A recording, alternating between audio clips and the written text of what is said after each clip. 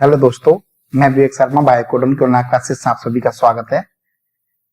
मेरे जैसा कि आप सभी को मालूम, हम लोगों का टॉपिक चल रहा था reproduction in organism. Reproduction in organism इस टॉपिक में लास्ट क्लास में हम लोगों ने बात की थी कि लाइफ स्पान क्या होता है, what is life span, what is reproduction, reproduction कौन कौन से टाइप का होता है, इन सभी बातों के बारे में हमने लास्ट क्लास में बात की थी।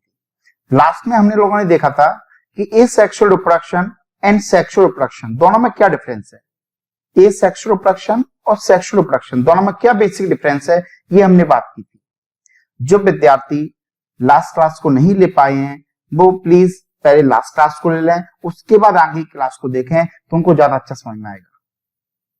बेटा आज हम लोग एसेक्सुअल रिप्रोडक्शन के टाइप्स के बारे में बात करेंगे कि एसेक्सुअल रिप्रोडक्शन जो होता है वो कौन कौन से टाइप्स का होता है। लास्ट क्लास में आपको सारे नाम बता दिए थे, लेकिन आज हम लोग इन्हीं सभी टाइप्स को आज डिटेल में बात करेंगे कि एसेक्सुअल रिप्रोडक्शन के कौन कौन से मेन टाइप है, उन्हीं के बारे में पूरा देखेंगे। बट आपको बताया था कि जैसे एसेक्सुअल रिप्रोडक्शन जो होता है ये मेनली एक तो फिजन होता है, दूसरा एक बडिंग होता है, third is plasmotomy, fourth is gemmule formation and fifth is fragmentation और regeneration and next is spore formation. ये बेसिकली मेन मेथड है जिनके द्वारा एसेक्सुअल रिप्रोडक्शन होता है। जनरली इन्हीं के द्वारा एसेक्सुअल रिप्रोडक्शन देखने को मिलता है। इसका कुछ दूसरी अदर मेथड भी होती है, लेकिन मेनली ये सभी मेथड हमको देखने को मिलती है। इन्हीं सभी मेथड के बारे में हम एक एक से चर्चा करेंगे।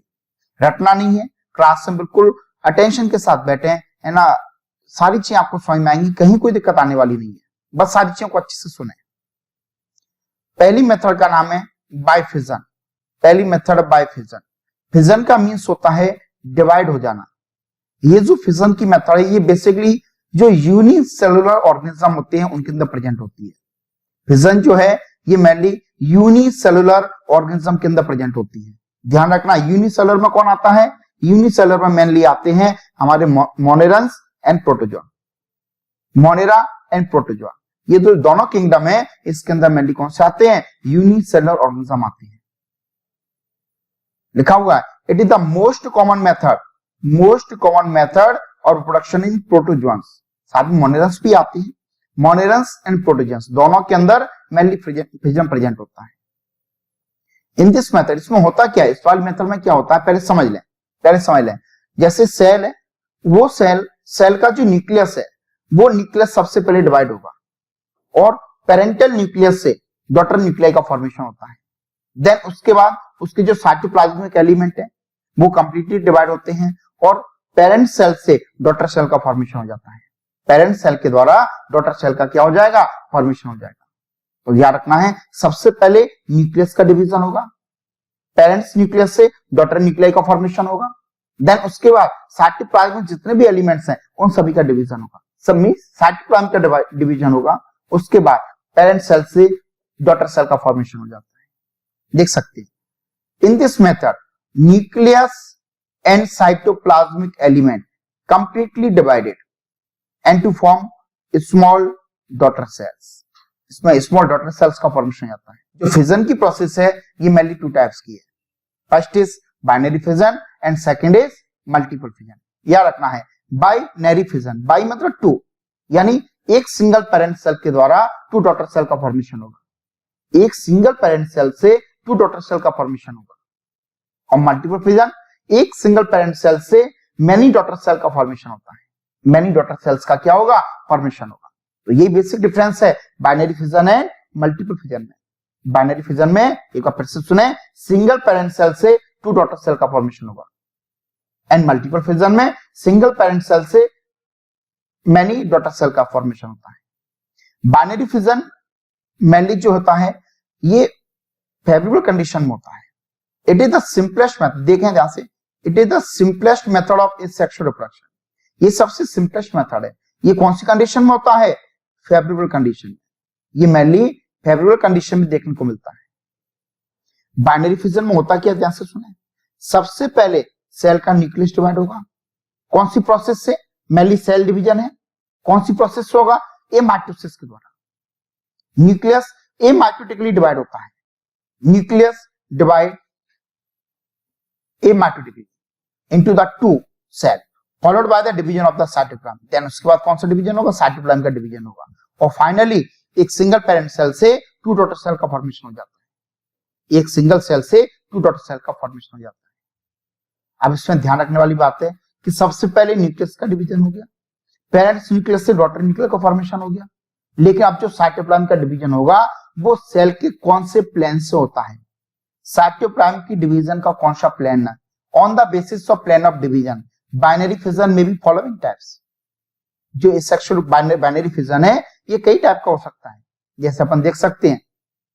सबसे पहला है सिंपल और इरेगुलर बाइनरी फिजन, दूसरा है longitudinal binary fission, third is transverse binary fission.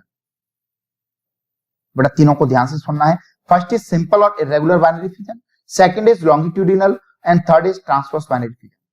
बेटा इनको ध्यान से देखना है, इनके एग्जांपल से याद रखना है, रटना नहीं है। मेरी क्लास में बैठना है तो बेटा रटने का काम नहीं है, बायोलॉजी रटने का विषय नहीं है। कुछ लोग कहते हैं अरे सर बोरियत होती है, रटना पड़ता है, बिल्कुल नहीं रटना पड़ता है। आप लोग सारी चीजों को ध्यान से बस सुने, उसकी बेसिक फंडामेंटल को समझें, कभी किसी चीज को रटना नहीं पड़ेगा, गारंटी है। तो अपन ने देखा binary fission, binary fission mainly three types का है, on the basis of plane of cytoplasmic division, उसके बेस पर सिंपल और इरेगुलर बाइनरी फिजन, दूसरा longitudinal binary fission, third is transverse binary fission.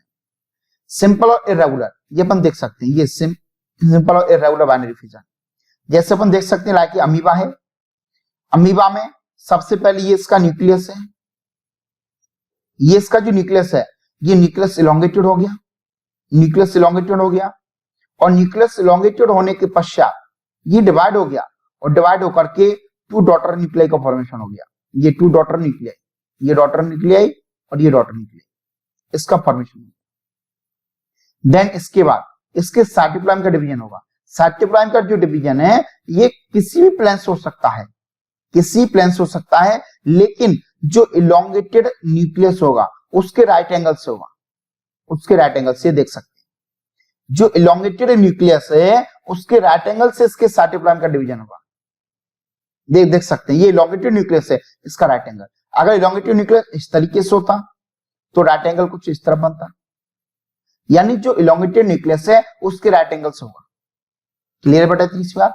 तो ये साइटोप्लाज्म अंदर की तरफ, ये अंदर की तरफ फरो बनती है, खांच बनेगी, ये फरो बनती है, ये फरो बेटा अंदर की तरफ ग्रोथ करेगी, और अल्टीमेटली एक सिंगल सेल से टू डॉटर सेल का क्या हो जाएगा, फॉर्मेशन हो जाएगा। इर्रेगुलर बाइनरी फिजन मेनली हमको एग्जांपल याद रखना है, ध्यान रखना बेटा, ये जो बाइनरी फिजन के टाइप्स हैं ये आपकी एनसीईआरटी के अंदर नहीं दिए गए हैं, इसको एनसीईआरटी में कंसीडर नहीं किया गया है, लेकिन हम इसको पढ़ रहे हैं। क्यों? ये बेटा हमको नीट एग्जाम और हमको एम्स एग्जाम में काम देगा, इसलिए इसे अच्छे से याद रखना है। Second is longitudinal binary fission, longitudinal binary fission, longitudinal ये देख सकते हैं, लॉन्गिट्यूडिनल बाइनरी फिजन ये मेनली किसमें होता है, इसमें बेटा आपको यूग्लिना को याद रखना है, जो मोस्ट इंपोर्टेंट एग्जांपल है वो यूग्लिना है, और सिंपल और इरेगुलर में आपको अमीबा को याद रखना है, ये अमीबा मोस्ट इंपोर्टेंट अमीबा, इसमें आपको यूग्लिना को याद रखना है। बेटा जो लॉन्गिट्यूडल बाइनरी फिजन है इसमें सबसे पहले न्यूक्लियस का डिवीजन होगा, ये न्यूक्लियस है, ये न्यूक्लियस डिवाइड होना चालू हुआ, सबसे पहले ये न्यूक्लियस लॉन्गिट्यूड हो गया। बेटा लॉन्गिट्यूडिनल में इसका जो फ्लैजिलर एंड है, इसकी जो मेन बॉडी है उसकी लॉन्गिट्यूडिनल इसका डिवीजन होता है, ये अपन देख सकते हैं, ये लॉन्गिट्यूडिनल, इसकी लॉन्गिट्यूडिनल इस तरीके से डिवीजन होता है, यानी इसकी जो मेन बॉडी है वो लॉन्गिट्यूडिनली डिवाइड होती है, मेन बॉडी जो है वो लॉन्गिट्यूडिनली क्या हो जाएगी, डिवाइड हो जाएगी, और सेपरेट होकर के टू डॉटर सेल्स का क्या करेगी, फॉर्मेशन करेगी, यहां तक डिवाइड हो जाएगी, ये फरो आगे तक बढ़ेगी, अल्टीमेटली एक सिंगल पेरेंट सेल से डॉटर सेल का फॉर्मेशन हो जाएगा। तो याद रखना है लॉन्गिट्यूडिनल बाइनरी फिजन ये मेनली किसमें होता है, यूग्लिना। देन इसके अलावा ये वर्टिसेला में देखने को मिलेगा, वर्टिसेला में।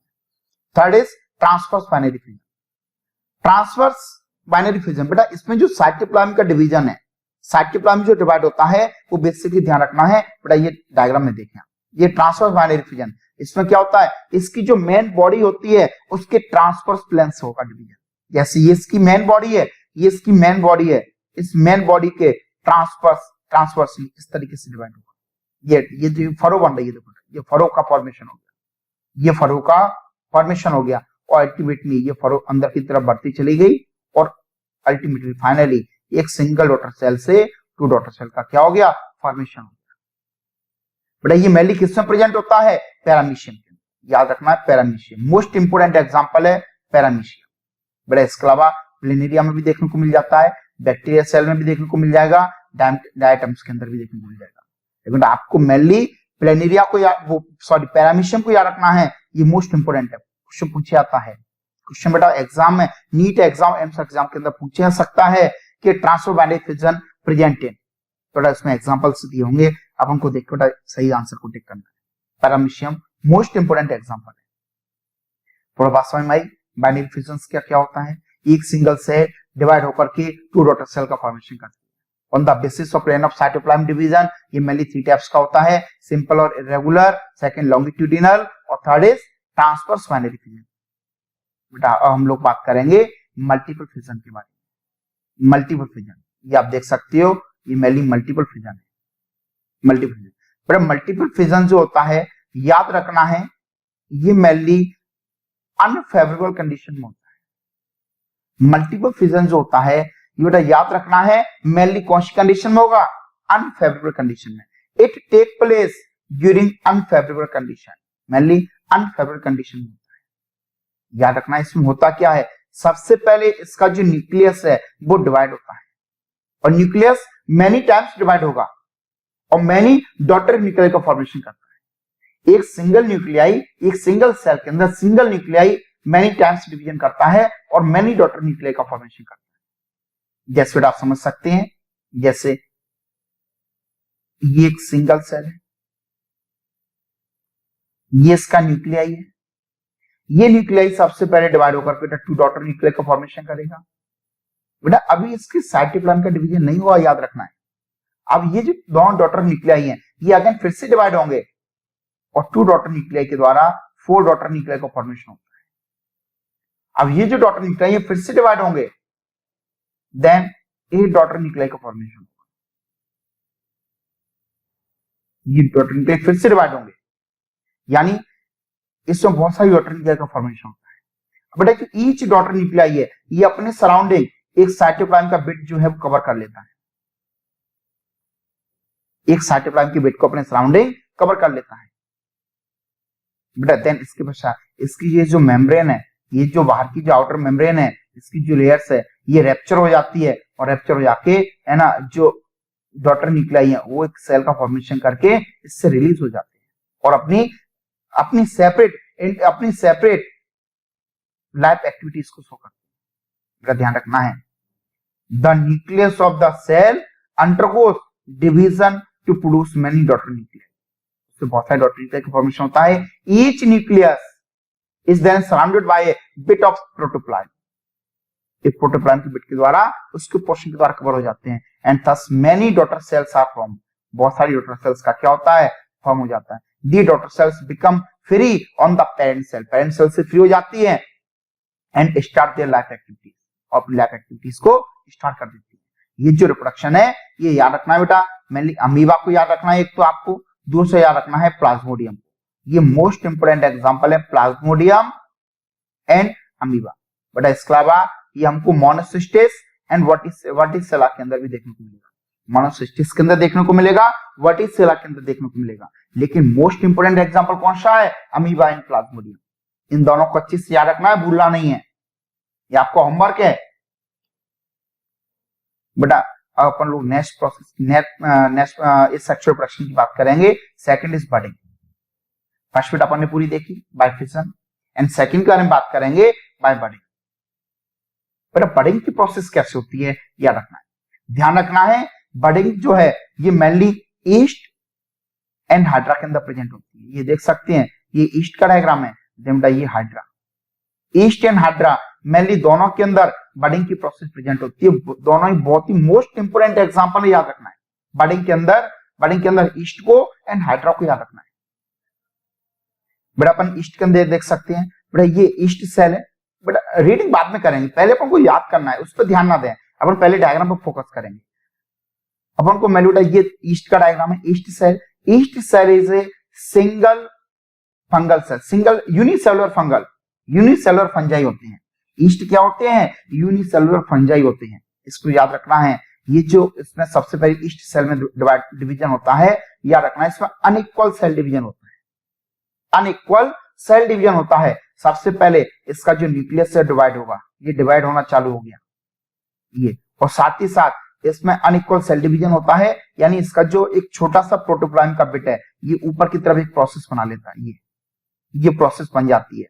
इस प्रोसेस को हम लोग कहते हैं बड, और ये बड ग्रोथ करती है, इससे डिटैच होकर के, इससे सेपरेट होकर के आगे एक न्यू ईस्ट सेल का फॉर्मेशन करती है। न्यू ईस्ट सेल का क्या करेगी? फॉर्मेशन करेगी।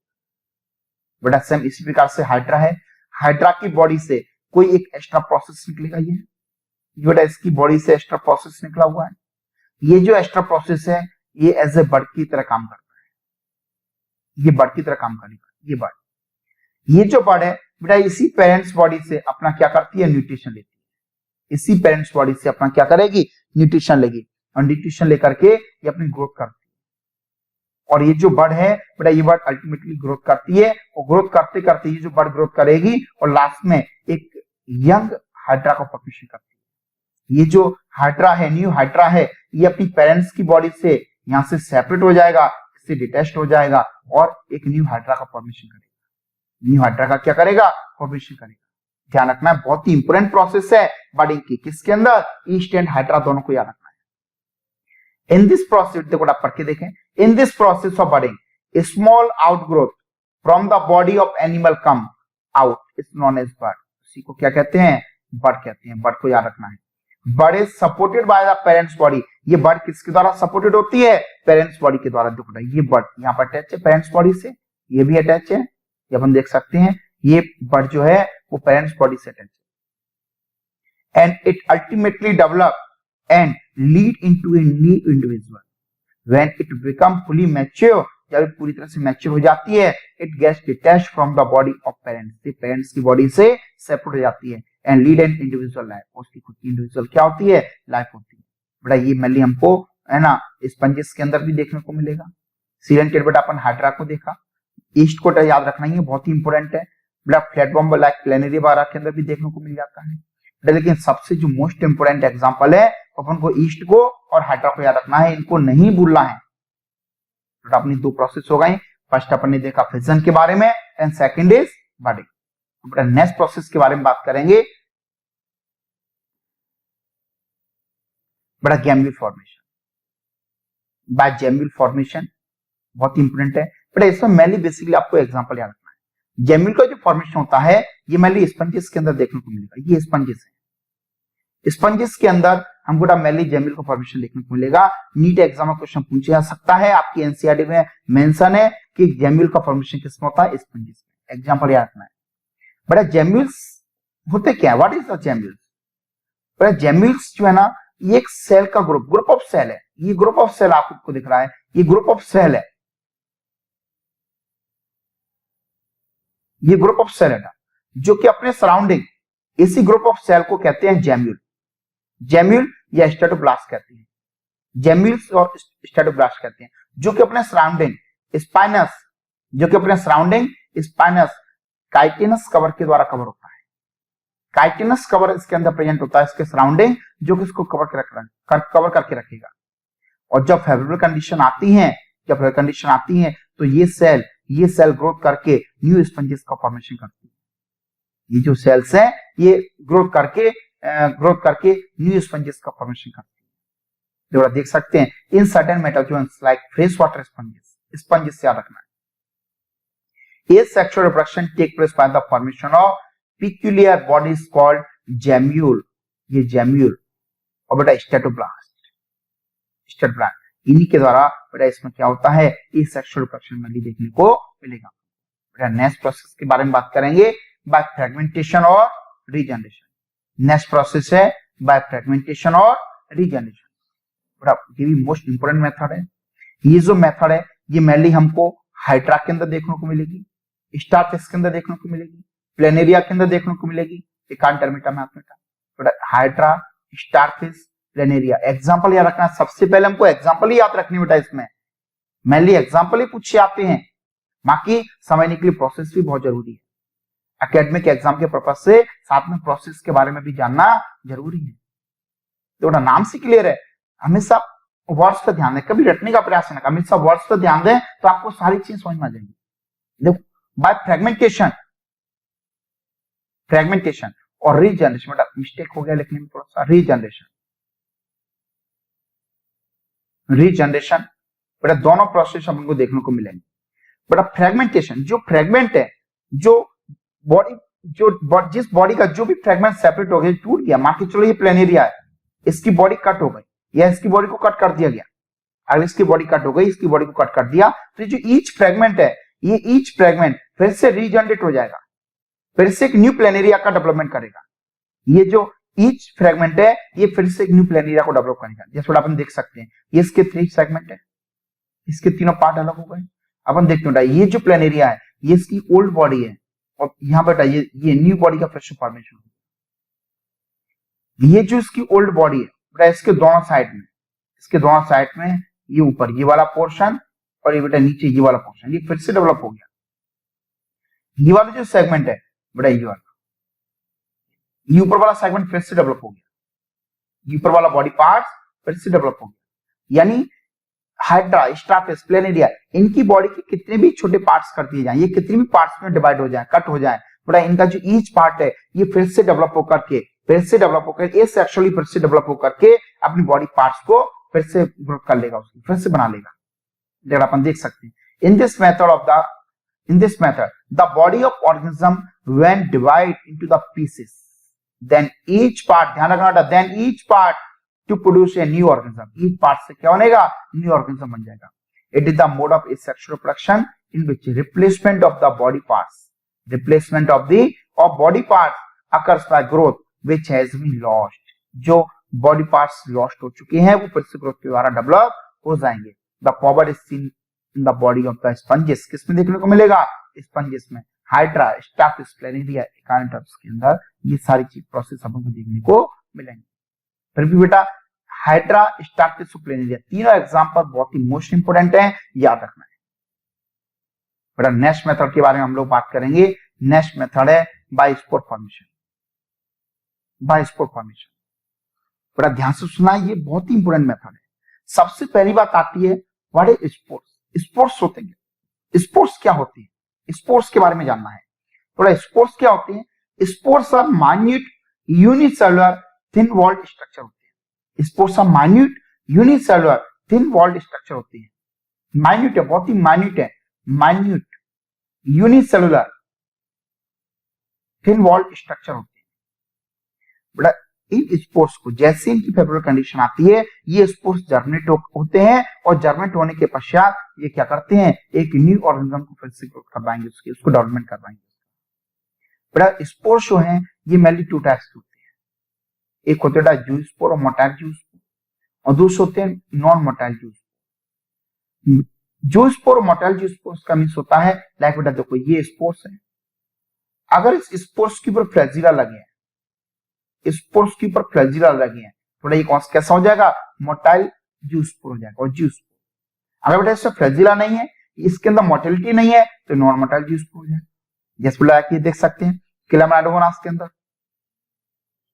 Zoospores of Chlamydomonas, zoospores of Chlamydomonas. बेटा ये जूस्पोरेंजियम है, ये डायग्राम से देखना चाहिए, एनसीईआरटी के बेटा बहुत ही इंपोर्टेंट है, एनसीईआरटी में दिया हुआ है, आपका याद रखना है, भूलना नहीं है, एग्जाम में आ सकता है।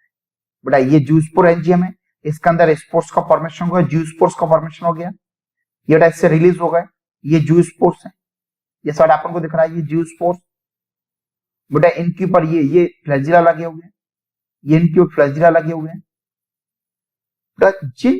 बेटा when a spores bearing flagella are called zoospore और मोटाइल जूस्पोर, देख सकते हैं spores bearing flagella are called zoospore और मोटाइल जूस्पोर। बेटा ये मेनली किसमें देखने को मिलेगा, हमको एल्गी में देखने को मिलेगा। एल्गी लाए क्लेमाइडोमोनास, मोस्ट इंपोर्टेंट एग्जांपल, यूलोथ्रेक्स, इनमें बेटा मेनली देखने को मिलेगा। इन प्रोसेस के बारे में बेटा जब हम लोग क्लासिफिकेशन के बारे में बात करेंगे वहां इनको अलग से डिटेल में पढ़ा जाएगा, आपको पढ़ाया भी था मैंने लास्ट ईयर 11th क्लास को जो बच्चे पढ़ चुके हैं उनको मालूम है, उनको मैंने ये बताया था।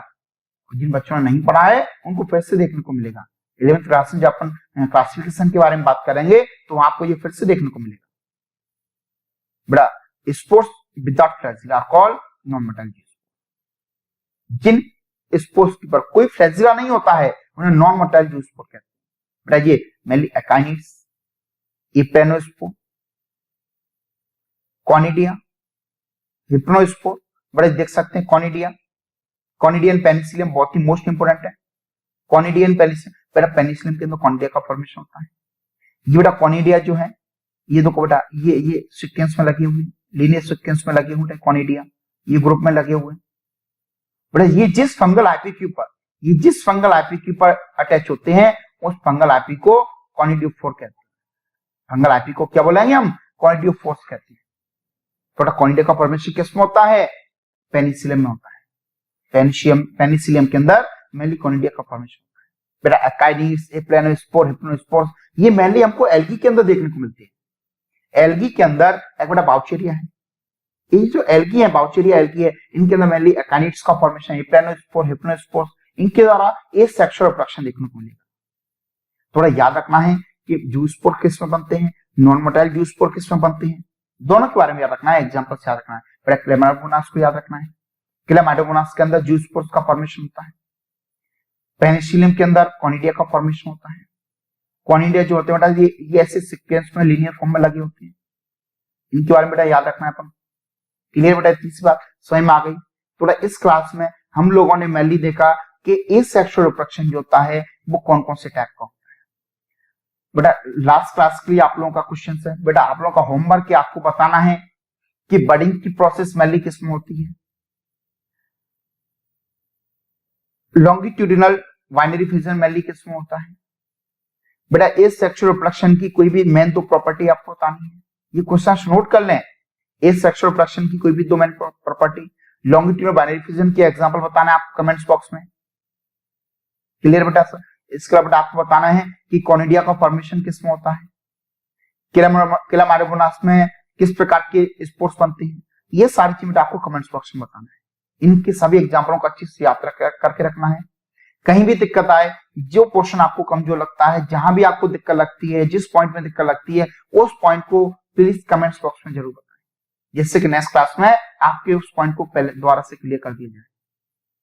क्लियर बेटा? कहीं कोई दिक्कत हो तो आप बेटा कमेंट्स बॉक्स में जरूर बताएं।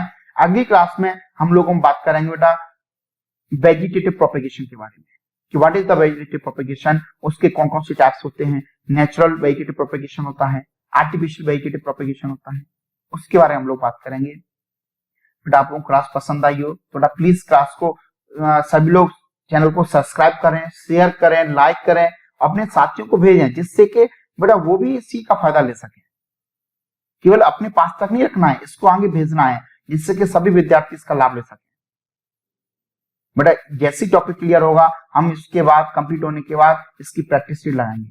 डेली प्रैक्टिस शीट लगाना बहुत जरूरी है, तभी हमको पता चलेगा कि एग्जाम में कौन से क्वेश्चन आ चुके हैं, किस पैटर्न पे किस तरीके से क्वेश्चन आते हैं, जिससे कि बेटा हम लोग एग्जाम को अच्छे से क्रैक कर सकें।